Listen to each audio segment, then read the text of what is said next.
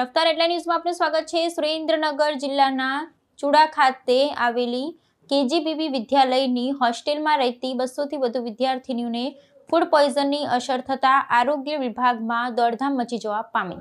Food પોઈઝનથી અસરગ્રસ્ત બનેલી વિદ્યાર્થીનીઓને ચુડા, લીંબડી અને સુરેન્દ્રનગર સિવિલ હોસ્પિટલમાં ખસેડવામાં આવી હતી, જેમાં 5 વિદ્યાર્થીનીની હાલત ગંભીર જણાતા સુરેન્દ્રનગર મેડિકલ કોલેજ ખાતે વધુ સારવાર માટે ખસેડવામાં આવી હતી। સરકારના નાયબ મુખ્ય દંડક તેમજ ડેપ્યુટી મેયર સહિતના આગેવાનો શહેરની ગાંધી હોસ્પિટલ ખાતે દોડી ગયા હતા। સુરેન્દ્રનગર શહેરની મહાત્મા ગાંધી હોસ્પિટલ ખાતે ચુડા કેજીબીવી વિદ્યાલયની હોસ્ટેલમાં 200થી વધુ દીકરીઓને ફૂડ પોઈઝનિંગ થતાં જિલ્લાના વિવિધ હોસ્પિટલ જેમાં ચુડા, લીંબડી, સાયલા અને સુરેન્દ્રનગર સરકારી મહાત્મા ગાંધી હોસ્પિટલ અને શિવસા મેડિકલ કોલેજ હોસ્પિટલ ખાતે દીકરીઓને સારવાર અર્થે ખસેડવામાં આવી છે।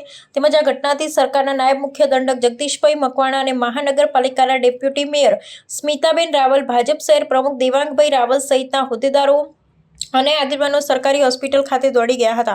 તેમાં સરકારી ગાંધી હોસ્પિટલ ખાતે 20થી વધુ દીકરીઓની સારવાર ચાલી રહી છે, જેમાં એક દીકરીની હાલત ગંભીર છે।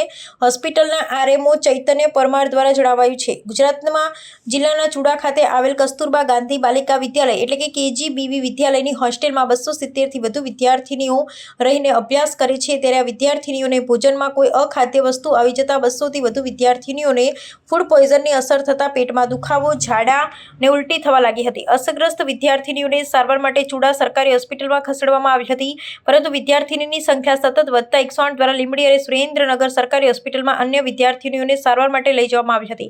જમવામાં ખીર ખાધા બાદ વિદ્યાર્થીનીઓને ફૂડ પોઈઝનની અસર થઈ હોવાની આશંકા વ્યક્ત કરવામાં આવી રહી છે। એક સાથે 200થી વધુ વિદ્યાર્થીનીને ફૂડ પોઈઝનની અસર થવા છતાં હોસ્ટેલના વોર્ડન કે સંચાલકે વિદ્યાર્થીઓના પરિવારજનોની જાણ કરવાની પણ તસ્દી લીધી ન હતી, તેમજ હોસ્ટેલના વોર્ડન કે સંચાલક હોસ્પિટલ ખાતે જોવા ન મળતા વિદ્યાર્થીનીઓના વાલીઓમાં રોષ ભભૂકી ઉઠ્યો હતો અને આ ઘટના માટે જવાબદાર સંચાલક, વોર્ડન સહિતના સામે કડક કાર્યવાહી કરવાની માંગ કરવામાં આવી હતી। ફૂડ પોઈઝનથી અસરગ્રસ્ત 25થી વધુ વિદ્યાર્થીનીઓને સુરેન્દ્રનગર સિવિલ હોસ્પિટલમાં સારવાર માટે લાવવામાં આવ્યા હતા। વિધાનસભાના નાયબ મુખ્ય દંડક જગદીશભાઈ મકવાણા, મનપાના ડેપ્યુટી મેયર સ્મિતાબેન રાવલ સહિતના નેતાઓ હોસ્પિટલમાં દોડી આવ્યા હતા અને વિદ્યાર્થીનીઓને તાત્કાલિક તમામ પ્રકારની જરૂરી સારવાર આપવા મામલે વ્યવસ્થા કરવા જણાવ્યું હતું અને 5 જેટલી વિદ્યાર્થીનીઓની હાલત વધુ ગંભીર જણાતા તેમને વધુ સારવાર માટે સુરેન્દ્રનગર મેડિકલ કોલેજ ખાતે ખસેડવામાં આવી હતી। રિપોર્ટર મહેશભાઈ ઉત્તેરિયા, સુરેન્દ્રનગર। કસ્તુરબા ગાંધી બાલિકા વિદ્યાલય, ગોખરવાડા તાલુકો ચુડા ખાતે 200 કરતાં વધારે દીકરીઓને ફૂડ પોઈઝનિંગ થતાં આજે એની અસર જોવા મળતા Surendranagar Gandhi hospital, Shivsa hospital, Sayla CHC, Chuda CHC, Limbdi hospital ખાતે અલગ અલગ દીકરીઓને એડમિટ કરવામાં આવી છે। શિક્ષણનો સ્ટાફ અને પૂરો મેડિકલ સ્ટાફ સતત જહેમત ઉઠાવી અને જલ્દીથી બધી જ દીકરીઓ સાજી થઈ જાય એ પ્રકારની ફૂડ પોઈઝનિંગના પ્રોટોકોલ મુજબની ટ્રીટમેન્ટ એમને આપવામાં આવી રહી છે અને જે કંઈ ક્રિટિકલ પેશન્ટ હોય એને તાત્કાલિક શિવસા હોસ્પિટલમાં રિફર કરી અને એને ઝડપથી સારી સારવાર મળે અને ઝડપથી એ પેશન્ટ સાજું થાય એ દિશામાં શિક્ષણ વિભાગ અને સરકારનો આરોગ્ય વિભાગ તથા પાર્ટીના પદાધિકારીઓ સાથે અલગ અલગ હોસ્પિટલમાં જઈ અને જલ્દીથી સારવાર થાય એ દિશામાં સૂચનો પણ કર્યા છે। ડૉક્ટરો પણ મહેનત કરીને આમ લગભગ પરિસ્થિતિ સ્ટેબલ થવાના આરે છે।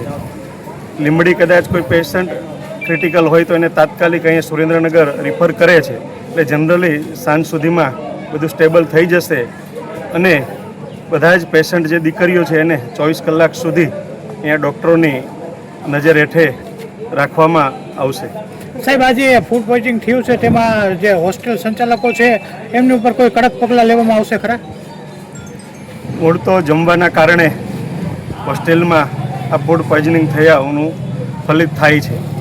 સરકાર એ પણ જોશે કે કયા કારણોસર અને શું એમની બેદરકારી હતી એને ધ્યાનમાં રાખીને એમની સામે જે કંઈ કાયદાકીય પગલાં લેવાતા હશે એ સરકાર જરૂર લેશે।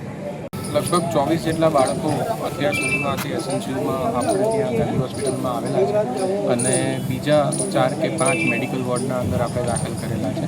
લગભગ બધાની હાલત સ્થિર છે અને કદાચ એમને કાલે સવારે એ જમવાના અંદર પ્રોબ્લેમ થવાથી પ્રોબ્લેમ થયેલો અને સવારથી એમને તાવ ને એવું છે તો જે બી ફૂડ પોઈઝનિંગના પ્રોટોકોલ પ્રમાણે જે ટ્રીટમેન્ટ આપવાની થતી હોય એ બધી માહિતી આપેલી છે અને 2 paediatrician plus medical officers intern staff nurse બધા અવેલેબલ છે એટલે બધાની ટ્રીટમેન્ટ સારવાર સારી રીતે થઈ ગઈ છે.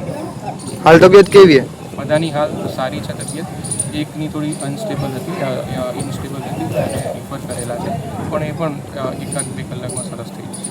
મારું નામ રાજેશભાઈ નારાયણભાઈ ચૌહાણ, ગામ ચોકડી. અમારે એક ભાઈની છોકરી હતી હોસ્ટેલમાં. હજી લગી એમને લોકોએ જાણ નથી કરી. હમણાં મેસેજ નાખ્યો કે આ રીતનું દવાખાને છે. સવારનો આ બનાવ બનેલો હોય. શું થયું હતું છોકરીને? હવે એમ કે કંઈ ખાવામાં આવી ગયું, પણ શું ખાવામાં આવ્યું એ જે ખબર નથી. તપાસ થાય પછી ખબર પડે. કેટલીક દીકરીઓને આવું થયું છે? હવે અહીંયા કણે 270 છોકરીઓ હતી, એમાં ઘણી બધી છોકરીઓને આવું છે. કઈ કઈ હોસ્પિટલમાં લઈ ગયા? હવે ચુડાથી તો આ સુરેન્દ્રનગર લાવ્યા. અમે આ સુરેન્દ્રનગર આવ્યા છીએ અત્યારે. સુરેન્દ્રનગર કેટલીક દીકરીઓને લેવા? એ તો ખબર નથી, પણ ઘણી દીકરીઓને લાવ્યા એમ કહે. શું બધા વાલીઓની શું માંગ છે આમાં? શું થવું છે? અમે તપાસ થવી પડે આમાં, કે જેને આ લોકોએ આ વસ્તુ કરી એને કાયદેસરની સજા થવી પડે.